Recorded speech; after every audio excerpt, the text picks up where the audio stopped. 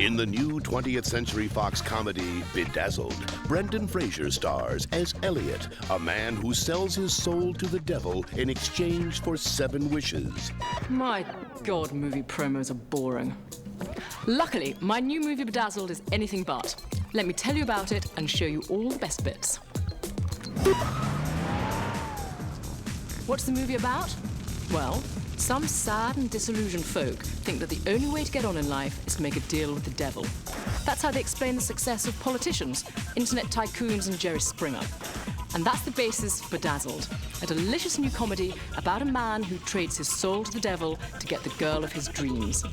Bedazzled stars Brendan Fraser as Elliot, a socially inept computer nerd, and me as, well, who do you think I play? I'm the devil. Satan, Lucifer, Beelzebub, the Prince of Darkness. Well, the Princess of Darkness, anyway. Here's my card.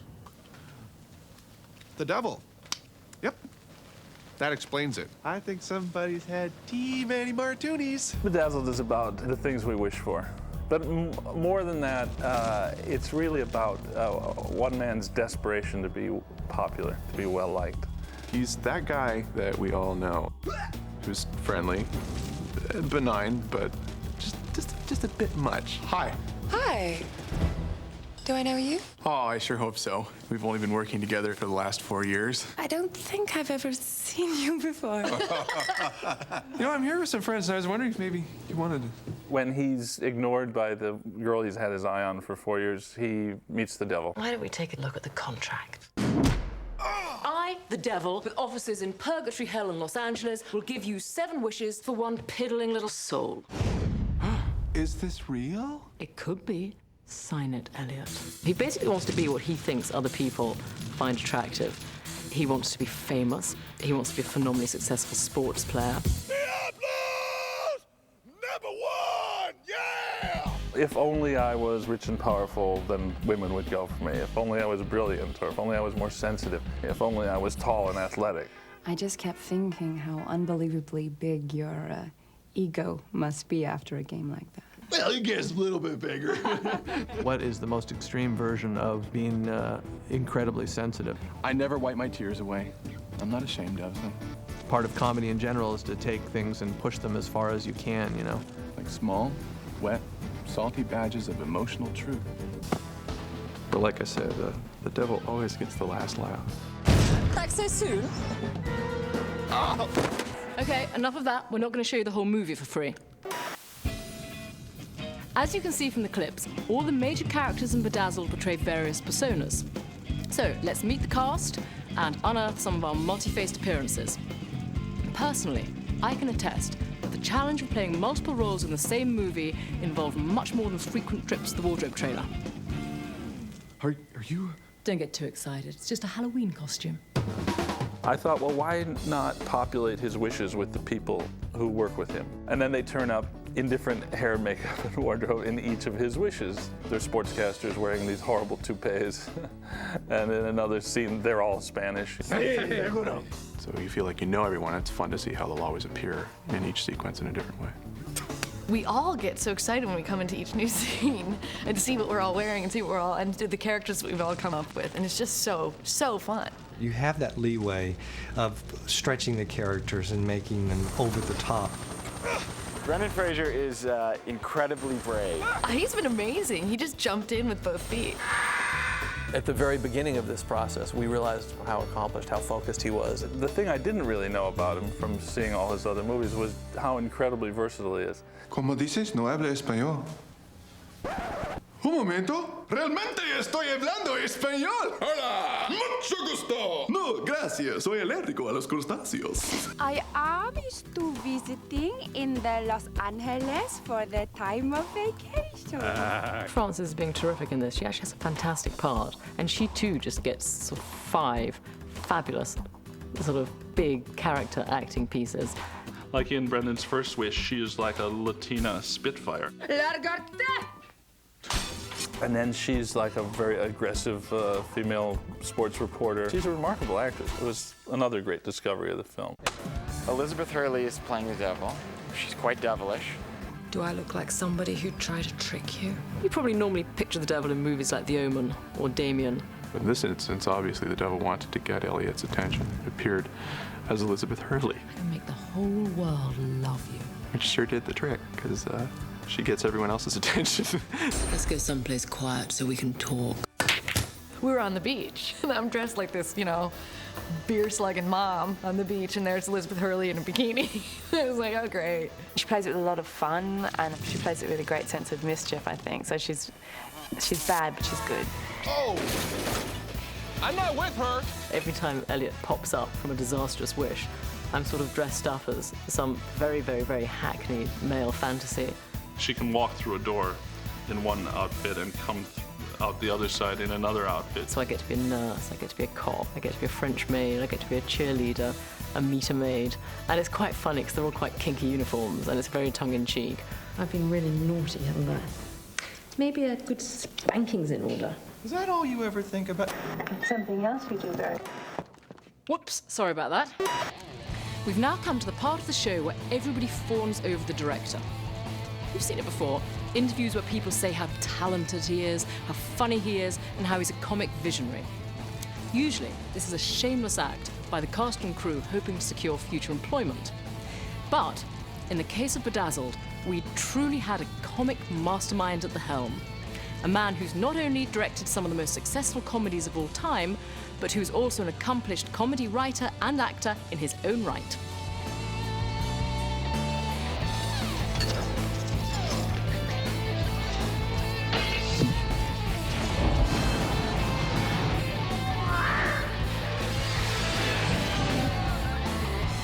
When I was a kid, my father told me, never hit anyone in anger unless you're absolutely sure you can get away with it.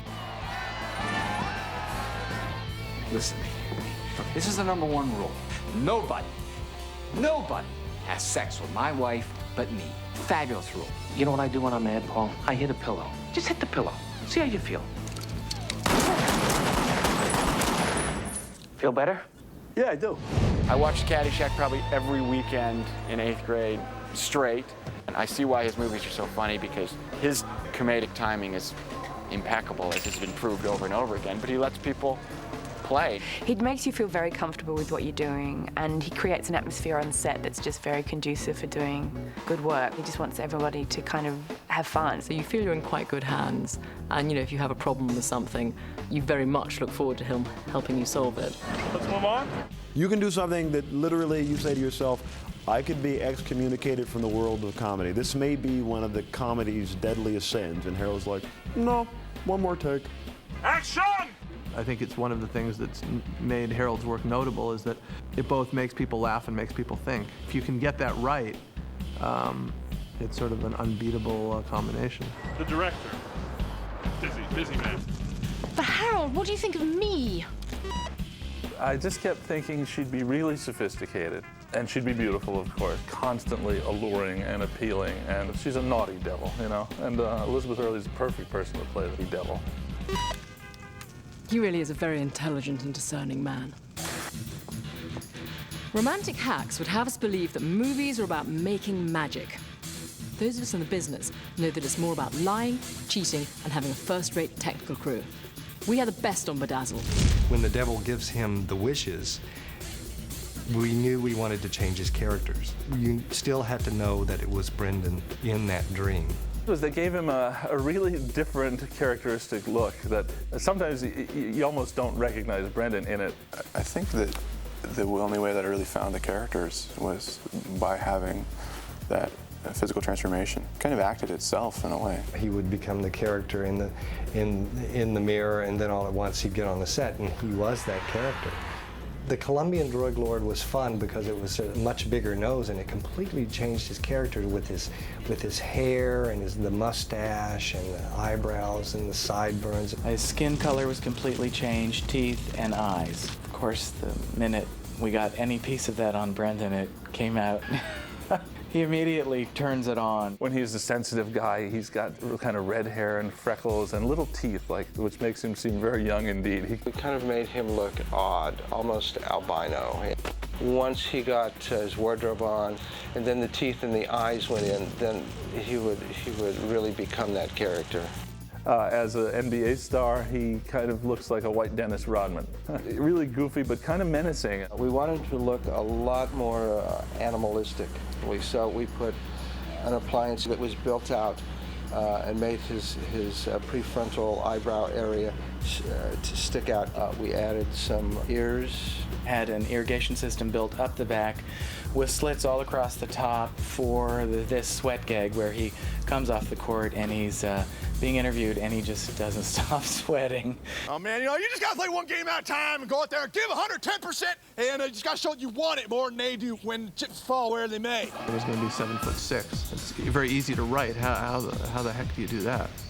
Making Brendan as a basketball player, we used everything from force perspective to make Elliot look taller, to shooting him separately against a big blue screen. Later, we would composite the shot to make sure that he wasn't running through somebody or that the choreography was right and the timing was correct. And then the moment of truth is when you see them all come together in composite, knowing they're going to have to play on a 50-foot wide screen. Each one surprised me so much and was so delightful. I just really looked forward to working with each of these Elliots. As a makeup artist, we can do the most fabulous makeup we could ever do, but unless that actor brings that character to life, then the makeup's lost. Having your wildest wish granted is a wonderfully seductive proposition. Whilst filming Bedazzled, what we'd wished for was a subject of hot debate. Unfortunately, most of our choices can't be mentioned on a family show, but here's what some of my less smutty co-workers would trade their souls for. Anytime I wanted a sandwich, whatever sandwich I wanted, not like 1,000 sandwiches, one fantastically delicious sandwich whenever I wanted it. That I could eat all the ice cream I ever wanted and never gain anything. No more working out. If I could have Krispy Kreme donuts and they were fat-free. It definitely wouldn't be anything hokey like world peace. I guess I should include world peace. World peace. Don't want the world peace. I would wish for less junk mail. For an unlimited amount of wishes. Can't wait for doing a movie. I think I'd wish that I could be in a big Hollywood movie. Oh, that's right, I already am. You know, I think I made toilet paper. Wish for toilet paper. I'd sell my soul to the devil for a date with Elizabeth Hurley. Yeah. Good heavens, I thought that guy was married. Now, in case any of you were wondering what I'd trade my soul for, let me tell you something. Listen, I would never do business with a horned one. I've seen the end of the movie, and I know what happens to you if you do. So, thanks for watching. Go see Bedazzled, and remember, be very careful what you wish for.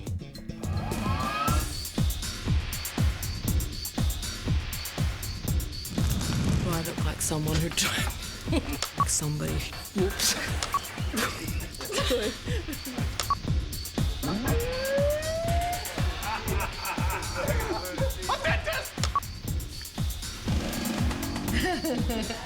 Everybody wants to go to the party, but nobody wants to pay. It fell off. Oh. Ticklish, ain't she?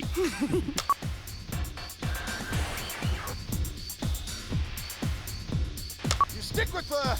Oh man, my contact just fell out of my eye.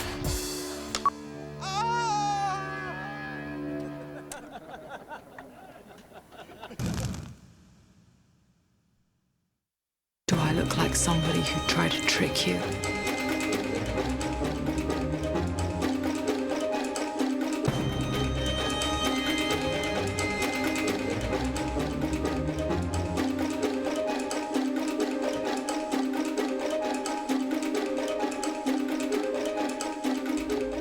Dressing the Devil was obscure by any means. A lot of it stemmed from whatever we could find around the country and the globe in red.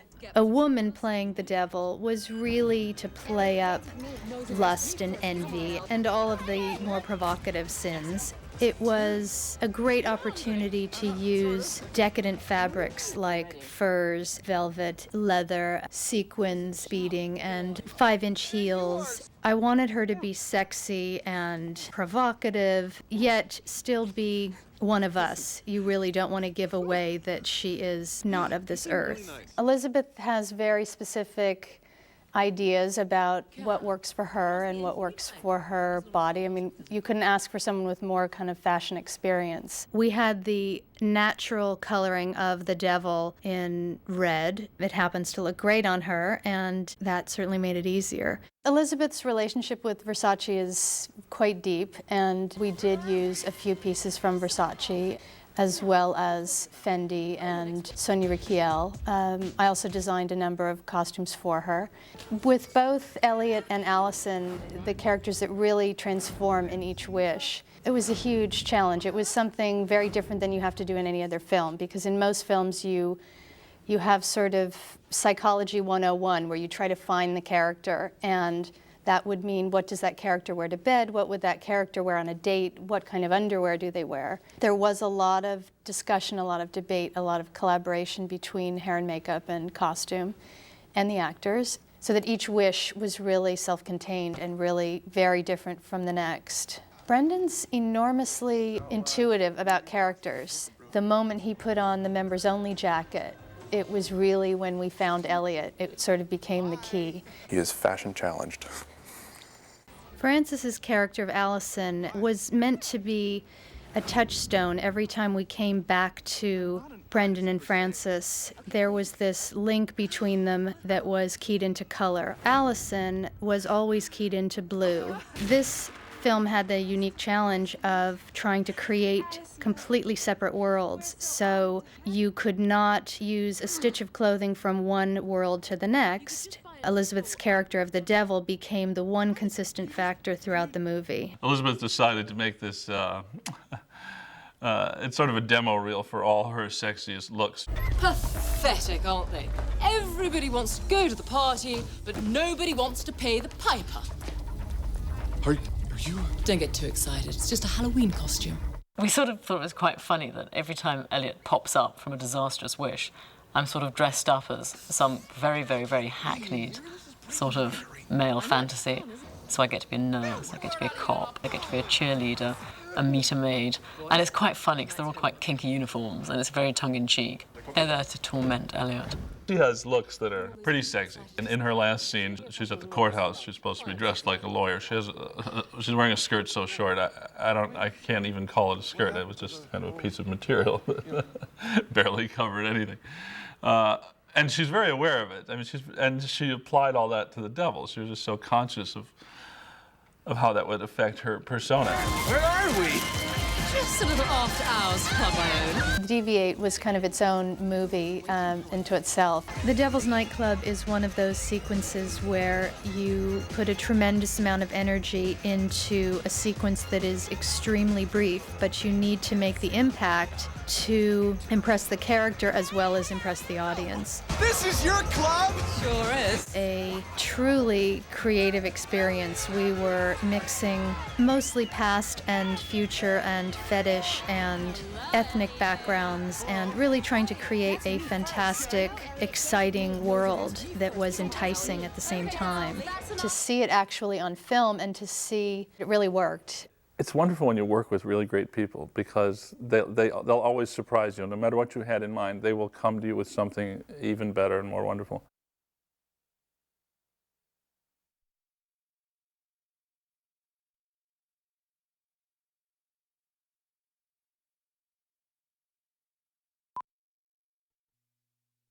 Wow, alone at last. I thought they'd never leave. What's all that? Oh, I don't know. I just thought we've got this fabulous apartment all to ourselves, and, you know, we never really seem to get any quality time together. Why do you want to spend time with me? Because I like you, silly. You do? Really? Yes, I really do. Oh, you're really beginning to grow on me. Oh, is that what this is all about? Oh, forget it. I'm gay. Or haven't you heard? Oh, right. Things really haven't been working out for you, have they? No, they haven't, thanks to you. Well, to tell you the truth, I think you've been going about this the wrong way. Apparently. May I suggest something? No. Okay. All your wishes have been about trying to be good. You have this idea in your head that if you can just be good enough or intelligent enough or handsome enough, then people will like you. Well, it doesn't work like that, baby. You have to learn to forget what people think of you. Haven't you noticed? It's the bad boys that the girls really go for. The badder, the better. I'm telling you, this is something I really know about. The sinners are having all the fun. Well, I'm sure not having any. So cut loose, Elliot. Go for it. Unfasten your seatbelt and enjoy the ride. What exactly did you have in mind? 3 little words. Sex, drugs, and rock and roll.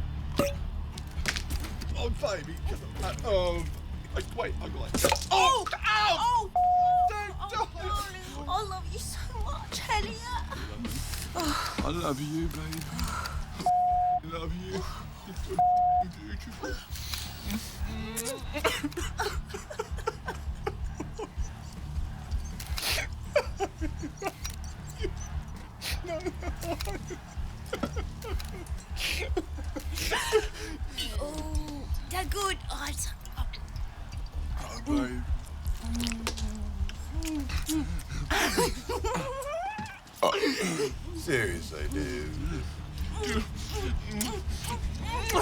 Don't you ever try that again, you bleeding. Don't you tell me what to do. I'll kill myself if I want to. Oh, I love you so much.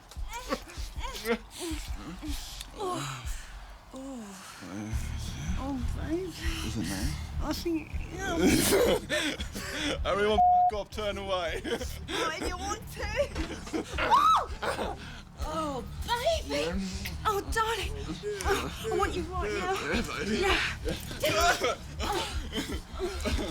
Baby, I want you so bad. Yeah. Hey, Dude. After the concert, Right. I want you to meet me back at the hotel, all right? Mm-hmm. Elliot is so up, he won't even know I'm gone.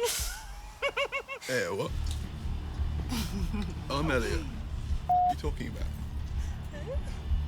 Me. I'm Elliot. Oh, yeah! You are!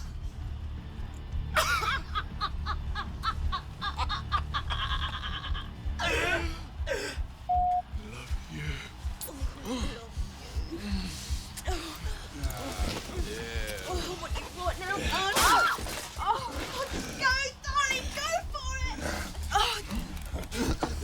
hands off. Dude!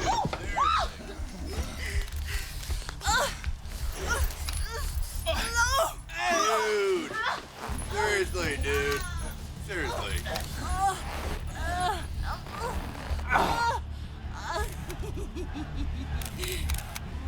But what's wrong with Elliot?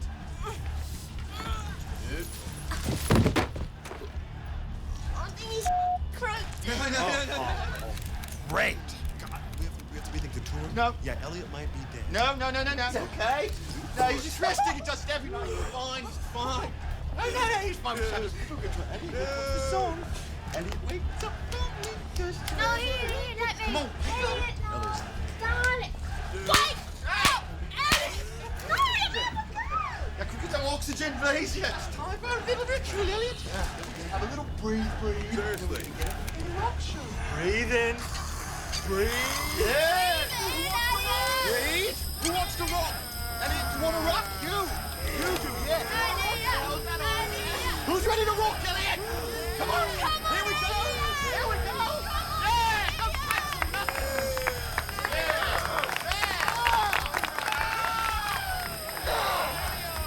Oh, man!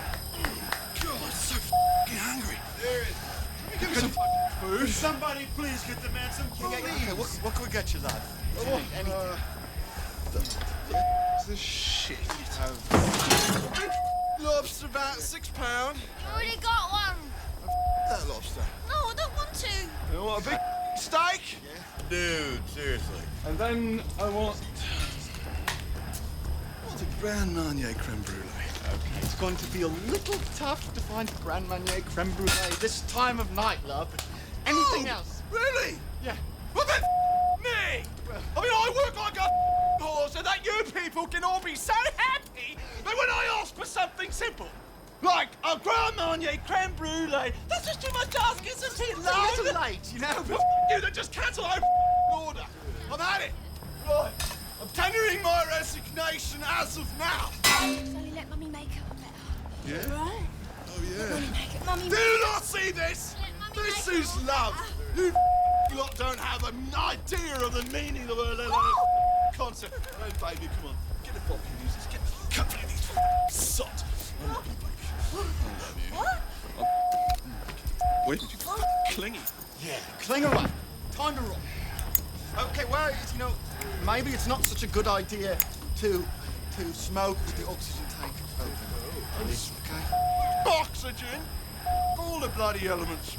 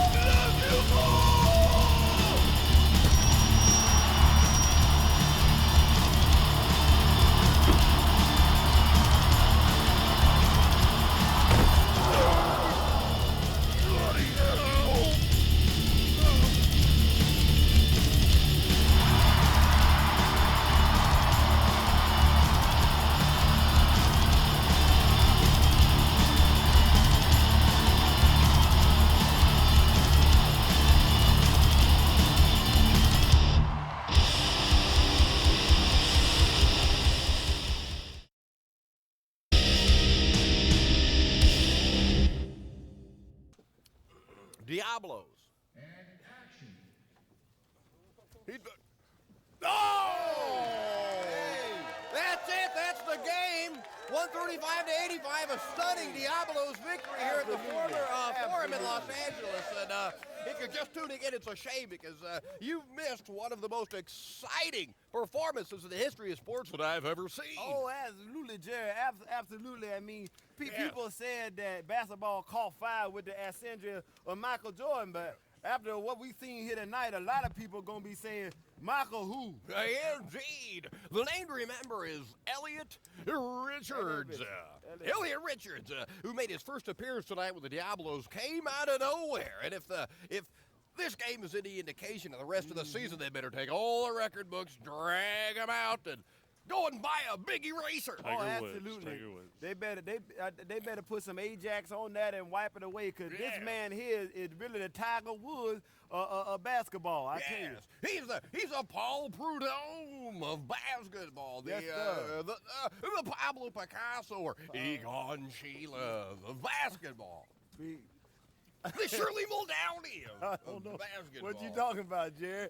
Well, I tell you, he's one hell of a player. I do know that much. Look at what he did in the game tonight so far. 110 points. Astounding. Beating Wilt Chamberlain. Wilt the Stout. Had that record previously, plus 20 assists, plus 34 rebounds, plus 22 block shot. He was 5 slammer, jammer, rubbing stank all over it with rib-tickling jumps of double vanilla funk. That Elliot Richard is something to see. Double funk vanilla.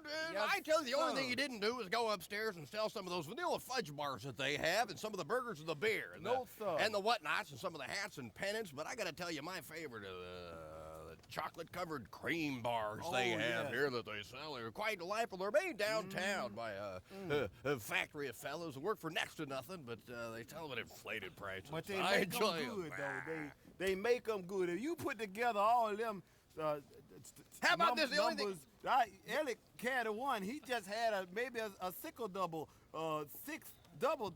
He just had a hell of a game. Well said. The only thing he didn't do tonight was sell the beer and the burgers and some of the snow cones and frosty root beer treats and popcorns and some of the other things that they sell at the lovely concession stand they have here. Little inflated prices, but we do get made that point earlier.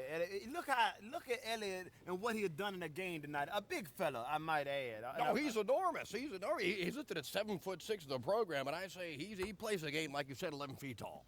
No, I don't think he's that big, Jerry. No, I'm saying the game he plays is that of some Viking giant with a basketball in one hand and a club in the other, standing 10, 11, 12 feet tall. Well, he's that big. I mean, he just large and well, let's just say that you stack up two sport utility vehicles. You put them on top of, not vertically, you stack them as they sit on the road. You put one on the bottom and one on the top, perhaps a Chevy Blazer on top of a Mitsubishi Montero. That tall. He plays with the quickness of I think I know you mean when you say that. He played with a quickness, of a cat, of a armadillo, like a of a hamster, a gerbil, a little rodent, small inside, but quick in nature. No, Jerry. Yeah, that's it. That's what it is. Like a scared junkyard dog. Where's my next meal? Who's trying to get me? I'm trying to be shot. I gotta get me I gotta eat me a squirrel for dinner. And where are they at? I gotta chase one down. And they live in the trees and they're quick, but I gotta be quicker. And I play the game. That's how he plays. Like a squirrel eating hound dog in a junkyard. He's fast and he's crafty. I don't know what you're saying, Jerry. Well, no, I swear. You're describing this game in a way. I think what you're really trying to say, just so the folks at home understand, is Elliot Richard is just a beautiful player for the game of basketball and a great talent that we gonna see do beautiful things for the future of this sport. What were you saying earlier about his stank?